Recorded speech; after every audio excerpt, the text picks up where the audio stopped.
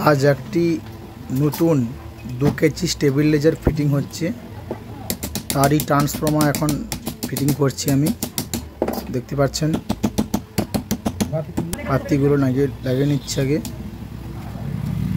7 নম্বর পাত্তি আছে।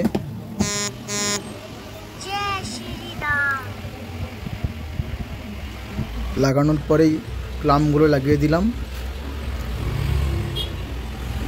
তারপরে rotary সুইচে fitting করলাম। ফিটিং করার পরে রিলে কানেকশান করলাম। রিলে কানেকশান করে তারপরে মিটার ফিটারগুলো লাগিয়ে দিলাম। মিটার, বাল্ব, আবার পুশ সুইচগুলো লাগিয়ে দিয়েছি। এরপরে অটোকার বোর্ডটা কানেকশান করে দিলাম। অটোকার বোর্ডটা কানেকশান করার পরে আমি ওয়ারিংগুলো দেখে নিচ্ছি কোথায় কোনো ভুল করেছি নাকি। তারপর দেখছেন পুরো complete 2 kilo stabiliser all complete, সেই লুকটা দেখতে পাচ্ছেন।